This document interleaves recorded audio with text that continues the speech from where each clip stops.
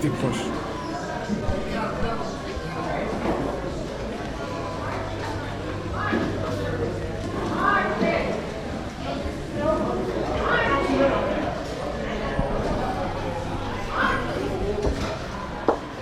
Bonjour. Bonjour, Votre nom? c'est Michel. Moi, c'est Alexis, enchanté. Enchanté, Alexis. Ok, pouvez-vous nous décrire votre situation aujourd'hui? J'avais un problème avec mon ex.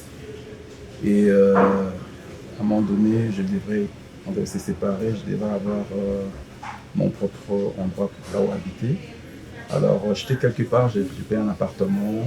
Et puis après, j'avais plus de travail. Est-ce que vous avez eu des journées où vous avez dû dormir dehors? Oui, il y a des journées que j'ai dormi dehors. Je me rappelle sur Sainte-Catherine, il y a des journées parce qu'il y a des fois il y avait des festivals sur Sainte-Catherine. Je me rappelle très bien. J'ai même perdu mes effets. Je me rappelle, j'ai perdu mes effets. J'ai perdu mes bottes. J'ai perdu mes sunglasses. J'ai perdu beaucoup de choses. On va commencer très simplement. Pouvez-vous vous présenter? Oui, moi c'est Céline, travailleuse de rue, en ce moment au plateau pour plein milieu.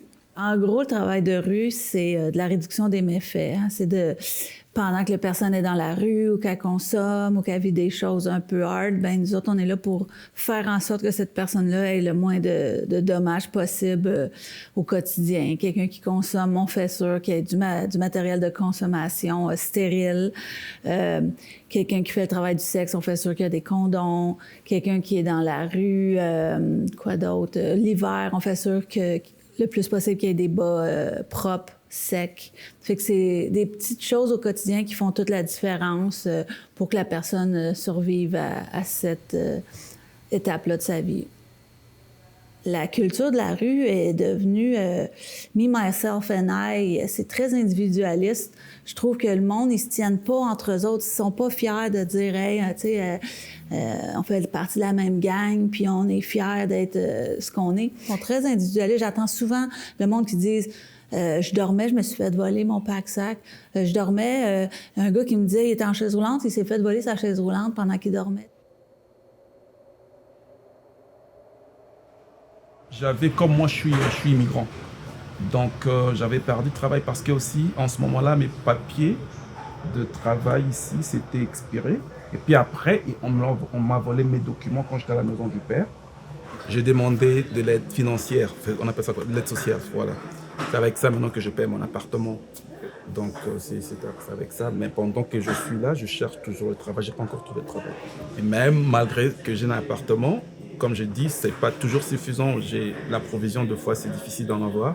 Alors, je viens ici. D'ailleurs, aujourd'hui, je crois que c'est jeudi, ils donnent un paquet pour la provision pour des gens qui ont des appartements, qui ne peuvent pas vraiment s'approvisionner comme ça. Je me suis senti un peu délaissé. Et puis abandonné, délaissé. Bon, je peux dire, je dis abandonné, délaissé par des gens qui étaient supposés peut-être être avec moi, mais aussi un peu aussi avec en fait, je veux dire la société ou bien l'État. Je m'appelle Annie Savage, je suis directrice du réseau d'aide aux personnes seules et itinérantes de Montréal, le RAPSIM. En fait, le RAPSIM est un regroupement d'organismes communautaires qui travaillent sur le terrain auprès des personnes en situation d'itinérance ou à risque d'être en situation d'itinérance. Donc, il y a des personnes en situation d'itinérance, malheureusement, qui sont dans la rue depuis 10 ans, 15 ans, voire 20 ans, qui ont connu des échecs ou des abandons du système en place. Ceci dit, il y a aussi un gros emphase sur le sentiment de sécurité, la sécurité des citoyens, des Montréalais, Montréalaises.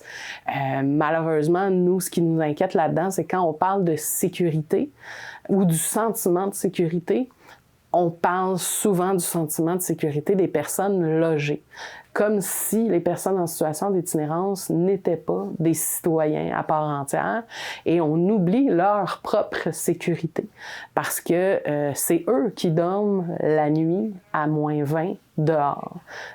C'est eux qui doivent lutter pour leur survie au quotidien, pour aller manger, pour prendre leur douche. Quand ils trouvent refuge dans une tente, quand ils se regroupent pour créer une petite communauté et une forme de solidarité et de protection, ben on les déplace, on les démantèle. Tout le monde voudrait voir des ressources ou des réponses pour les personnes en situation d'itinérance. On est tous très inconfortables de voir l'ampleur de la détresse dans nos rues, mais quand il y a des ressources qui se développent à côté de notre école ou en face de sa propre cour, ben là, on n'est pas content.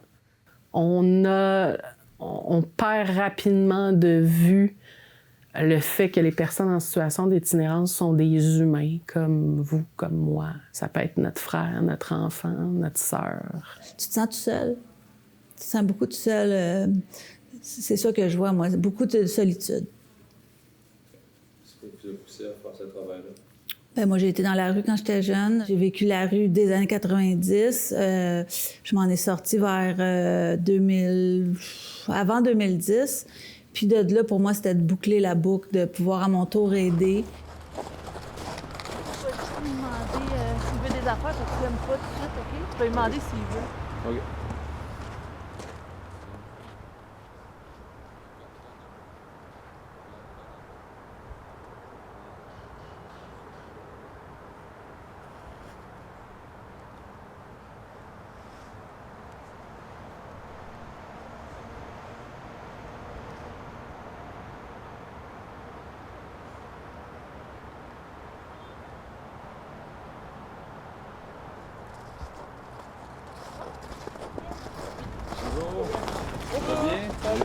Ça va bien?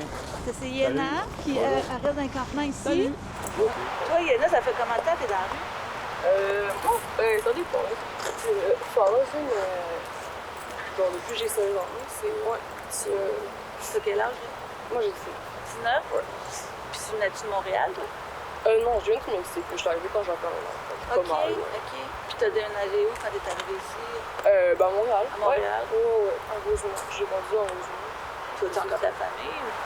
Pas vraiment, non, mais c'est quand même assez comique de justement comme finir à ce spot-là sur Masson. J'ai quand même grandi sur Masson. OK. En fait, c'est quand même drôle. J'ai une miniature de temps. Ouais. Puis fais-tu frette? Tu commences à faire frette, là? Tu sais, moi, je te dirais, le monde des ressources pour les plus jeunes, là, tu sais, il y a demandeurs qui t'accompagnent, parce que des fois, c'est compliqué, là, Ouais, tu sais. c'est ça. Je voulais aller dans la rue pour Ouais. me faire expliquer tout ça pour le vrai. Étape par étape, parce que je sais que ça a de l'air compliqué, mais les intervenants sont là pour ça. Ouais, D'y aller étape par étape. ils sont rude là-bas, là, ils comprennent pas qu'ils vont pas encore un poil. OK. C'est pas un coup, là. Ouais. On nous explique pas, c'est au secondaire, malheureusement. Ben non, ben c'est ça. C'est ça qui est con. Hein.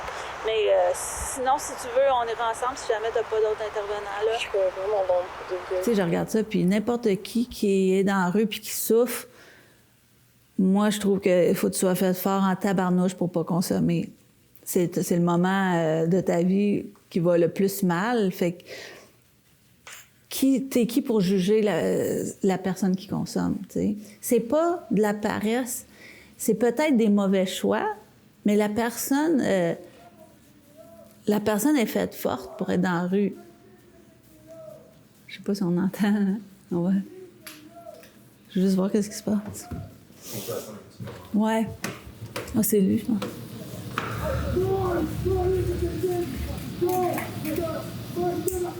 Toi qu'on voit pas, je veux voir.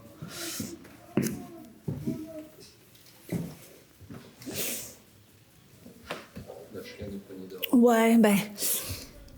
C'est ça qui arrive souvent.